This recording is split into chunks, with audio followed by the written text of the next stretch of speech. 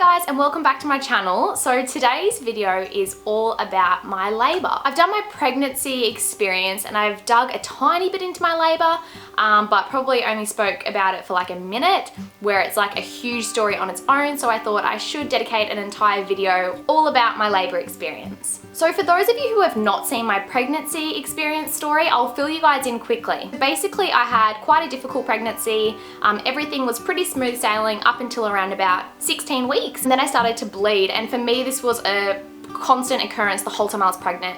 I kept bleeding, kept having to go up to the hospital to check that my baby was still alive and everything was still fine. And then every single time, it was okay, but there was really high chances of me miscarrying, and I had a very high risk pregnancy. And then also at my 20-week scan when I was pregnant, I found out that my baby was going to be born with a cleft lip and a cleft palate. And right towards the end of my pregnancy, I think it was around about 32 weeks, Mila actually stopped growing in my stomach. And from 32 weeks to 36 weeks and 5 days when I had Mila, she put on like no weight. I think if anything it was maybe like 50 grams, which is nothing. Okay, so now that you're all filled in, let's get into my labor story. So on Wednesday, the 31st of August 2016, I had an appointment with my obstetrician. So I went in to see her and we did a scan and measured the baby, and the baby still hadn't grown. So as you guys can imagine, I was so stressed out. I was wondering what in the hell is going on. Like, is my body not working properly? Like, why isn't she growing? So while I was there, my obstetrician thought she'd check how dilated I was and also perform a stretch and sweep, because it was like from around 35 weeks, my body was pretty much ready to have the baby. So when she checked how dilated I was already 4 centimeters dilated. She was like, that's it, I'm definitely going to do a stretch and sweep, and I think you're gonna have this baby over the weekend. So this was on a Wednesday. Anyway, she performed the stretch and sweep, which honestly, it's quite uncomfortable. Straight after she'd finished doing the stretch and sweep, she said to me, I'm going to book you in for an induction on Monday. So if you haven't had this baby by the weekend, which I'm pretty sure you will have, she said, I'm going to book you in on Monday to get everything happening. So mind you, I still thought I had about 3.5 weeks up my sleeve. So Kurt and I were both like so excited, but we were so nervous. Lucky we're both like super organized because we just had everything sort of ready to go.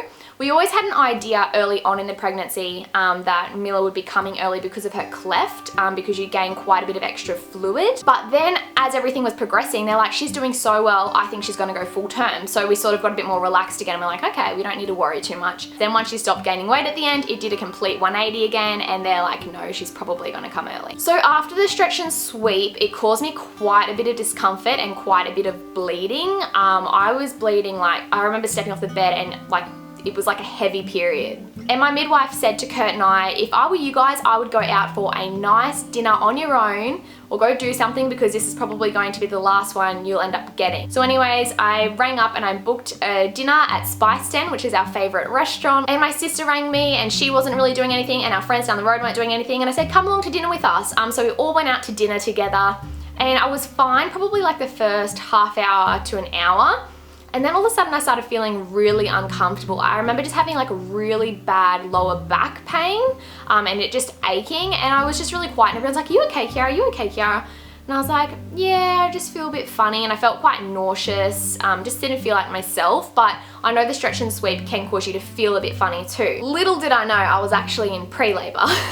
So I was sitting there at dinner and it got to around about, I think 7:30, and I was like, Kurt, let's go. I just don't really feel good. I think I just need to go to bed. And our obstetrician said that I should only bleed for around about an hour or 2, and then it should slow up. And she said if it continues, to give the midwives a call and just let them know. So anyways, we came home 7:30, and probably been like 2 hours since I'd seen her and have the stretch and sweep, maybe a little bit longer, and I was still bleeding a little bit, but it wasn't too bad. So we were laying in bed and I started to get really uncomfortable and I just couldn't even sleep. I think I drifted off at around about 10:30, and then I woke up again at like 11 or 11:30. I went to the toilet and I was still bleeding quite heavy. So I rang the midwives and I was like, I had a stretch and sweep today and I'm still bleeding. The obstetrician said it should probably only bleed for like an hour or 2 and it's still happening. What do you guys want me to do? Do you guys want me to come up and see you, and do you want to check everything out? And I did also mention that I had a little bit of lower back aching, and I just felt a bit nauseated and a little bit uncomfortable. And I did also let them know that I had an induction booked in on Monday. So they were like, you're definitely better off coming up and seeing us. You're better safe than sorry. Come up, worst case scenario, we'll check you out and then we'll just send you back home. So this is at like 11:30 at night. I wake Kurt up because he's asleep and I was like, "Hun, I've just called the midwives and they've said that we should probably go up and get everything checked out because I'm still bleeding." And he was like, "Okay, all right, I've got everything together." I went and dropped Macy over at my mum and dad's house and we drove in there, and on the way up, I started to get small contractions. I said to Kurt, "Don't freak out, don't get excited," because everyone knows Kurt gets overly excited in times like this. I was like, "But I'm having contractions, I think." And then I was sort of trying to time them on my phone and I'm like, "But they're not even or anything like that." And I was like, "Don't get your hopes up, like don't get your hopes up. It could be another like 5 days away yet." Anyway, Kurt was just chatting and I started feeling really sick in the car. And I look over at him while he's chatting and I notice he's going like 80k in 110 zone and I'm like, "Babe, please just go the speed limit." I'm like, "I'm not feeling very well. I just really want to get to the hospital." We finally get to the hospital and by the time we get there, my backache is getting quite bad and it's sort of going around, wrapping around to my stomach and down my thighs a little bit. It's not too bad. Definitely nothing like labor, but I was just like, what is going on? Like my back is aching and I feel uncomfortable. Anyways, we had to walk up like this quite steep hill to get to the hospital. So we're walking up there and I remember having to stop a couple times and to be like, "Oh, just hold on a second, give me a minute." And the whole time I was pregnant, I was like trotting up there perfectly fine. So it definitely wasn't a typical thing for me to be like that while I was pregnant. Anyways, we finally get up the top there and the midwives will ask me tons of questions and they're like, "Well, you seem okay." And I'm like, I feel fine. I was like, "I've just got this backache," and it was mainly the bleeding I was really worried about because obviously I didn't want anything to be going wrong and not know about it. And also actually, this has just come back to me, I remember Miller's movements were slowing down a little bit and that made me really concerned. So that was another main reason why we went up there. So they laid me down to the bed and strapped all these little bits and pieces on me just to see what my belly was doing, and they measured all of the contractions and things like that. And they said to me, "Well, you're definitely having contractions, so you're in like, you know, it could be pre-labor, it could still be a day or two away, like you don't definitely know when you're going to be having her, but they're like, you are having contractions and blah blah blah." And then they asked me, "How dilated were you when you left the obstetricians today?" And I said I was 4 centimeters. And then they started getting like a little bit more serious. So then they checked how dilated I was and they were like, "Wow, you were 6 centimeters dilated, you're going straight to the birthing suite." And Kurt and I were like, "What?" So lucky I chucked my hospital bags in the back of the car like very last second before we took off, just in case. So I did have everything there prepared that I wanted and tons of spare clothes for Kurt and I. So I was very, very glad that I chucked that in last second. So we went into the birthing suite and all I remember is going in there. The lady in the room next door was like screaming in pain, like she was dying. And I remember looking at Kurt and I was like, "Holy shit, is it gonna get that bad?" Like I was petrified because the lady in the room next door, I wish I had like soundproof walls or something because it was like intense. I was like, holy crap, that poor lady, like I hope it's not gonna get that bad. So that scared the shit out of me before things started to get hectic for myself. I was just like, oh, I remember that just like terrified me. So once I got into the birthing suite, I started to get a lot more nauseous and I was vomiting like non-stop. Like I was just like, I'd have a sip of water, vomit it straight up. Like I was just vomiting like bags and bags. And I remember just feeling so fatigued and so faint. I hate vomiting and I hate being sick. And like, I'm one of those people that if I can hold it, I'll hold it. But there was no way in the world I could hold how badly I needed to spew. I was just like spewing constantly. So other than the nausea, I did start to get a little bit more intense contractions. They weren't too bad. I'm sort of one of those people that's I think I've got quite a high pain tolerance. Like I've broken my foot before and gone like 8 hours before going and doing anything about it. Like my mum and dad are always like, "You've got a pretty high pain tolerance, Kiara." So I think I've got a fairly high pain tolerance. And I'm one of those people that when I'm in pain, I'm silent. So the quieter I am, you know, the more pain I'm in. I'm not someone that just like screams when I'm in pain. I'm just like I just hold my breath and I just go really, really quiet. At 6 centimeters, I felt pretty good. Like it was fine. The contractions they were hurt. You could definitely feel them. They were definitely there. I'm not going to say it wasn't hurting, but they weren't too bad at all.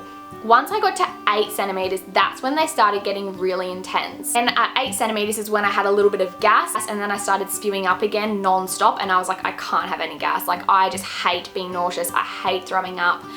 So that was the end of the gas. So yeah, 8 centimeters was definitely the most uncomfortable phase for me. And I think I got to 8 centimeters at around about 2 o'clock in the morning. And I stayed on 8 centimeters until about 5:30 in the morning because my waters wouldn't break. So they ended up having to break my waters and it took 3 midwives to do it. So my waters were like not going. I had to get this big hook, and so once they broke my waters, then things got so much better. The pressure was so much better. But I remember from 2 o'clock to 5:30, I was in pretty intense pain. Like I was like, crap, like this is hard. I remember thinking, wow, this is intense. This is like crazy. And all I kept thinking was, I still got another 2 centimeters yet. Like, is it gonna get worse? Is it gonna get worse? But honestly, once they broke my waters, it actually got a lot better. So I think the pain was also from the contractions, number one, and the buildup of pressure because my waters just wouldn't pop. And then on top of that, through the entire labor, I couldn't get up and walk around. I couldn't do anything. I was strapped to a bed. They needed to monitor Mila because she was so small. If she got too distressed, they would have to do an emergency C-section. So the entire time I was strapped to this bed, and I remember thinking all I wanted to do was stand up and let gravity work. And every time I'd even move, it would make the monitor go off. So every time I had a contraction, I was trying so hard not to move, but at the same time, you need to try to make the pain a bit more bearable. Yeah, and I always planned to have a water birth. That was definitely just what I wanted to have with Mila, but they were like, no way, under any circumstances, it's not safe enough. And I was like, okay, no worries. Definitely not gonna put my unborn baby at risk. Like, there's just no way. So next time I have a baby, I'll definitely probably do a water birth. Next time I have a baby, I'm 100% going to vlog the whole thing. I wish I had some sort of footage of Mila's experience because it'd be so cool to look back on now. But we did not take like any photos or videos throughout. I've got photos of straight after and things like that, which I'll definitely insert for you guys. Next time, just take a lot more photos and a lot more videos, because it is just such an amazing experience. Once they broke my waters, I got to 10 centimeters like super duper quick. I think it was in like half an hour or something like that. And then I got to the phase where they were asking me to push. The pushing's actually really good. You feel like you want to push. So it's actually like a relief. I was always worried about the pushing being really painful, but it's definitely the contractions that are the painful part. The pushing is like a release. So once you get through that part and you get to the pushing, don't be too worried. The contractions for me personally were worse than the pushing. So I was pushing for around about half an hour, and I was starting to get quite exhausted at this time because I hadn't had any drugs except for the couple of puffs of gas. And I remember I was just starting to feel really faint, and I was just not well because of all the vomiting and things like that. And Mila just wasn't coming. And anyways, I had a look and I noticed that Mila's head was on an angle like this. So she was trying to come through, but it obviously wasn't going to when she's on an angle. So they had to get the suction cap thing, suction cap, whatever it's called, and put that on her head and straighten her up. And as soon as they straightened her up, her head started coming out like straight away. I think it was like the next contraction and 3 pushes later, and she was coming out. So that was another thing that, like, as soon as I did that, that was a massive relief again. Anyway, so she started coming out, and they said, and Kurt was down the end of the bed, which we'd always planned for him to be up the top of the bed. But then in the moment when everything was happening, they ended up like asking him, going, Kurt, did you want to come down and hold Kiara's leg up for me? So he was like holding my legs up because I had to be on the bed, strapped to the machines. And he was like, okay. So he went down there, and Mila's head started coming out, and they were like, do you want to touch her head? Do you want to touch her head? And Kurt touched it, and then they said to me, Kiara, do you want to touch her? Do you want to touch her? And I thought, Kurt says they said that, but I thought they said, do you want to grab her? So I just went down and I just pulled her out of me and put her straight up on my chest. And Kurt was like looking at me like, are you crazy, lady? But I was just like so eager to see her and just get her out of me. Like, I was just done. I was like, yep, I just want this baby. And I pulled her up onto my chest and I wept like a little baby. I was just so happy. I was so proud of myself. I was so glad it was over. Like, the pregnancy, the labor, everything. Don't get me wrong, I love being pregnant and I can't wait for my next labor. But you get to a point where you're just like, I'm over it now. I'm ready to meet this baby. And I'm very lucky. My labor was only very short. It was like 6 hours. But yeah, I just wept like a little baby as soon as I had her in my arms, and Kurt was weeping like a little baby. We were both just crying and crying. We were so happy to have her safe in our arms, because during my pregnancy, I constantly nearly miscarried. I had all these issues happening. I had blood clots. You guys can go watch the video. I'll link it down below, but I had a lot of issues. So to finally have her safe and sound in my arms, I was like, oh my gosh, thank God she's here. Thank God she's okay. And I can like finally breathe. Like, I don't know, like the biggest fear the whole time having her was that I was gonna have a stillborn. I don't know, I nearly miscarried that many times. I had so many issues. I was just like, it'll just be my luck that something like this would happen. And I remember I was so anxious, and I was so nervous to actually go in and have her, because I I don't know, I didn't even say anything to Kurt until I think it was about 5 minutes after she came out, and she was breathing and she didn't need the oxygen that we thought she would need and everything like that. And I just looked at him and I said, I seriously was so worried she was going to be stillborn. My eyes like were watering just talking about it. Like, I was just so happy that she was safe and she was alive and she was well and she was in my arms. Like, yeah, I think I'll insert the photo of you guys when I first held her. I think the photo says it all. It says exactly how I feel. It is my favorite photo ever, and I don't think any photo in my life will ever outdo it, because it was my first child. It was the first time I got to see Milla's little Cleft. It was a very difficult pregnancy, so yeah, I just don't think any photo in my life is ever going to outdo this one.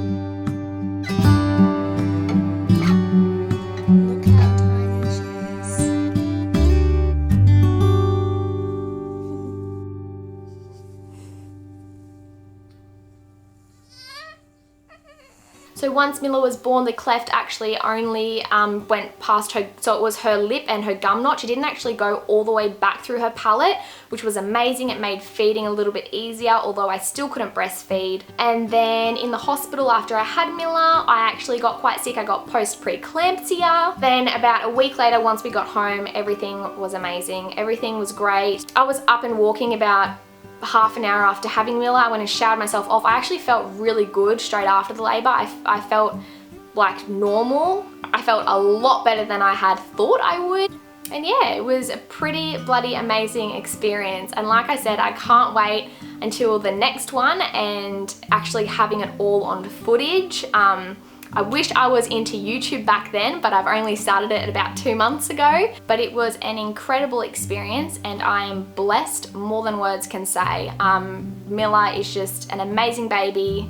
I love her to absolute bits. I was always really worried about the bonding with not being able to breastfeed, but I mean, I still held her up on my boob and she still tried. She just couldn't get anything out, and I still feel 110% bonded to Milla. I mean, she was a part of me for 10 months of my life, and I still managed to express my breast milk for her for 3.5 months. So yeah, I feel like a lot of people say you don't really get that bonding if you don't breastfeed, but I certainly feel like I got all of the bonding I required with Milla without having to breastfeed.